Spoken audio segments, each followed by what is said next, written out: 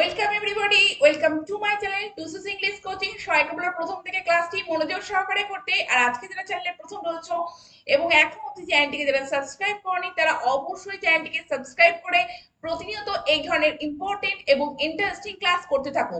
তো আজকে ক্লাসটি ভীষণ ইন্টারেস্টিং হতে চলেছে, কারণ আজকে ইভেন এই ওয়ার্ডটি এবং ইভেন রিলেটেড আরো বিভিন্ন ওয়ার্ড ইউজ করে আমরা কত ধরনের সেন্টেন্স ইংলিশে একে অপরকে বলতে পারি বা আমাদের লেখাতে প্রয়োগ করতে পারি, তা আজকে ক্লাসের মাধ্যমে আমরা দেখে নেব। তো দেখো, even, even if, even though এবং ইভেন সো এবং ইভেন ইফ দিয়ে যে সেন্টেন্সগুলি আমরা লিখতে পারি সেগুলিতে আমরা কিভাবে ওয়েদার অর নট ইউজ করতে পারি সেটিও কিন্তু আজকে ভীষণ ইন্টারেস্টিং হতে চলেছে। তো ক্লাসটি ভীষণ ইন্টারেস্টিং হতে চলেছে, তো প্রথম থেকে মনোযোগ সহকারে তোমরা ক্লাসটি করতে থাকো। তো চলো আজকে ক্লাস শুরু করা যাক। তো প্রথমে ইভেন কি সেই সম্পর্কে আমরা জেনে নেব। তো ইভেন মানে দেখো এমন কি, ইভেন মানে কি এমন কি। তো এমন কি দিয়ে আমরা কেমন ধরনের সেন্টেন্স তৈরি করতে পারি। দেখো, Ritma did not even go to Kolkata. Ritma এমনকি কলকাতাতেও যায়নি। তো দেখো এখানে যাওয়া ব্যাপারটার উপর জোর দেওয়া হয়েছে। তো দেখো বা এমফাসিস করা হয়েছে, সেই জন্য দেখো গো তার পূর্বে কিন্তু ইভেন্টটা আমরা প্লেস করেছি। তো ইভেন গো টু কলকাতা, যে কলকাতাতেও যায়নি। কিন্তু দেখো আমরা ইভেন্টটা কিন্তু রিতমার আগেও প্লেস করতে পারতাম, সেক্ষেত্রে রিতমার উপরে কিন্তু কি হতো, তার এমফাসিসটা পড়তো যে রিতমার। আমরা যদি এইভাবে লিখতাম even Ritma did not go to Kolkata, এমনকি রিতমাও যায়নি। তো অনেকেই গিয়েছে কিন্তু এমনকি রিতমাও যায়নি, মানে কেউই যায়নি, এমনকি রিতমাও যায়নি। তো সেক্ষেত্রে রিতমার উপর এমফাসিসটা পড়তো। কিন্তু এখানে দেখো ইভেন গো টু কলকাতা, এখানে এখানে যাওয়া ব্যাপারটার উপর জোর দেওয়ার জন্য গো এর পূর্বে কিন্তু আমরা ইভেন্টটা প্লেস করেছি। পরেরটি দেখো, it is cold in Kashmir even in summer. তো গ্রীষ্মের উপর এমফাসিস দেওয়া হচ্ছে। তো কি এমনকি গ্রীষ্মেও কাশ্মীরে কি থাকে, ঠান্ডা থাকে। It is cold in Kashmir even in summer, এমনকি গ্রীষ্মেও। তো দেখো গ্রীষ্মের উপর জোর দেওয়া হচ্ছে। পরেরটি দেখো, even a child can make out this easy map. এমনকি একটা বাচ্চাও এই সহজ অঙ্কটা বুঝতে পারে। সবাই তো বুঝতে পারবে, অ্যাডাল্টরা সবাই তো বুঝতে পারবে, এমনকি একটা বাচ্চাও বুঝতে পারবে, এতটাই একটা সহজ অঙ্ক। তো দেখো আ চাইল্ডের উপরে এমফাসিস দেওয়ার জন্য ইভেন আ চাইল্ড, এইভাবে কিন্তু এমনকি একটা বাচ্চাও। তো সেক্ষেত্রে ইভেন ওয়ার্ডটি আমরা কিন্তু আ চাইল্ডের আগে প্লেস করেছি চাইল্ডটাকে এমফাসিস করার জন্য। পরেরটি দেখো, even you could participate in that recitation competition. এমনকি তুমিও ওই আবৃত্তি প্রতিযোগিতায় অংশগ্রহণ করতে পারতে। সবাই তো পেরেছেই, এমনকি তুমিও পারতে। তো সে দেখো তুমিও অর্থাৎ ইউ, তার উপর এমফাসিস দেওয়ার জন্য ইভেন্টটা ইউ এর পূর্বে কিন্তু প্লেস করা হচ্ছে। তো এমন কি অর্থে ইভেন ইউজ করে আমরা এই ধরনের সেন্টেন্স কিন্তু এইভাবে বলতে পারি বা লিখতে পারি। এবার দেখো, ইভেন ইফ। তো ইফ মানে যদি এবং ইভেন ইফ মানে যদিও। তো কোনো কিছু জোর দিয়ে বলার জন্য আমরা কিন্তু ইভেন ইফ এই ওয়ার্ডটি ব্যবহার করতে পারি, ইভেন ইফ। তো দেখো ইভেন ইফ দিয়ে আমরা কেমন ধরনের সেন্টেন্স লিখতে পারি। দেখো, I will go to Kashmir even you do not agree. যদি যদি তুমি নাও রাজি হও তবুও কি আমি কাশ্মীরে যাব। তো দেখো এখানে যদি তুমি নাও রাজি হও, তো ইভেন ইফ। তো ইভেন ইফ দিয়ে আমরা কিন্তু সেন্টেন্সটি প্রথমেও কিন্তু ইভেন ইফ লিখতে পারি, যে even if you do not agree comma I will go to Kashmir. যদি তুমি নাও রাজি হও তবুও আমি কাশ্মীরে যাব। তো এক্ষেত্রে রেজাল্টটা বা ডিসিশনটা সবসময় কি থাকে, পজিটিভে থাকে। তো যদি তুমি নাও রাজি হও তো সেক্ষেত্রে তবুও আমি কাশ্মীরে যাব। পরেরটি দেখো, I will continue my work. আমি আমার কাজটা কন্টিনিউ করব বা চালিয়ে যাব even if I have to face difficulties.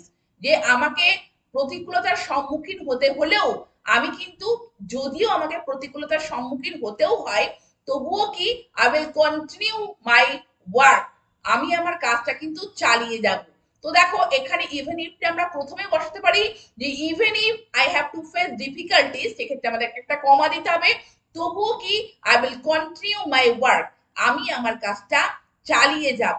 তো পরেরটি দেখো, ইভেন ইফ প্রথমে প্লেস করা হয়েছে even if the life's may be risky people are always busy taking selfish any selfish anywhere. তো দেখো, যদিও কি হতে পারে, জীবন যদিও জীবন ঝুঁকিপূর্ণ হতে পারে, তবুও মানুষরা কি করে, সব সময় ব্যস্ত থাকে সেলফি তুলতে যে কোনো জায়গায়, যদিও জীবন রিস্কি হতে পারে। তো দেখো, যদিও এই যে জোরপূর্বক বলা, তার জন্য আমরা ইফ না বলে ইভেন ইফ দিয়ে আমরা কোনো সেন্টেন্স কিন্তু এইভাবে লিখতে পারি। এবং এক্ষেত্রে আমাদেরকে কিন্তু সিম্পল প্রেজেন্ট টেন্স ইউজ করতে হবে ইভেন ইফ দিয়ে, যে পার্টটুকু আমরা কিন্তু লিখবো।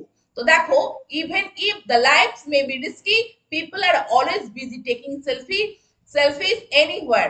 তো যে কোনো জায়গায় তারা সেলফি তুলতে কিন্তু ব্যস্ত থাকে। তো ইভেন ইফ আমরা মিডিলে বা সেন্টেন্সের প্রথমে বসিয়ে এই ধরনের সেন্টেন্স কিন্তু আমরা লিখতে পারি।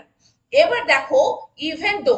তো ইভেন ইফ এর জায়গায় কিন্তু আমরা ইভেন দো ব্যবহার করতে পারি, সেটাও কিন্তু যদিও। কিন্তু কোনো জায়গায় যদি কোনো ক্ষেত্রে আমরা দেখি যে আমাদের পাস্টে লিখতে হচ্ছে, সেক্ষেত্রে কিন্তু আমরা ইভেন ইফ দিয়ে কোনো সেন্টেন্স লিখতে পারবো না, সেক্ষেত্রে আমাদেরকে ইভেন দো ইউজ করতে হবে। কেমন ভাবে দেখো, Rathin continued his preparation even though he failed in many examination. তো Rathin continued his preparation, Rathin তার প্রিপারেশনটা চালিয়ে গিয়েছিল, যদিও সে বহু পরীক্ষাতে কি ব্যর্থ হয়েছিল, যদিও সে বহু পরীক্ষাতে ব্যর্থ হয়েছিল, তবুও সে রথিন কি করেছিল, কন্টিনিউ করেছিল। তো দেখো, এক্ষেত্রে যদিও আছে, কিন্তু যেহেতু সিম্পল পাস্টে বা পাস্টে আমাদের লিখতে হচ্ছে, সেক্ষেত্রে আমরা ইভেন ইফটা ইউজ করতে পারবো না, সেক্ষেত্রে আমাদেরকে ইভেন দোটা ইউজ করে এই ধরনের সেন্টেন্স কিন্তু আমাদের এইভাবে লিখতে হবে বা বলতে হবে। পরের পয়েন্টটি দেখো, ইভেন সো। তো ইভেন সো মানে তবুও, তবুও। এবার আমরা এটিকে কিভাবে সেন্টেন্সে লিখতে পারি, দেখো, there are a lot of spelling mistakes even so the essay is quite good। মানে সেখানে প্রচুর বানান ভুল রয়েছে, তবুও প্রবন্ধটি খুবই অনেকটাই ভালো। the so even so, তবুও, the essay is quite good। তো তবুও বলতে আমরা কিন্তু even so এই ওয়ার্ডটিকে আমরা ইউজ করতে পারি।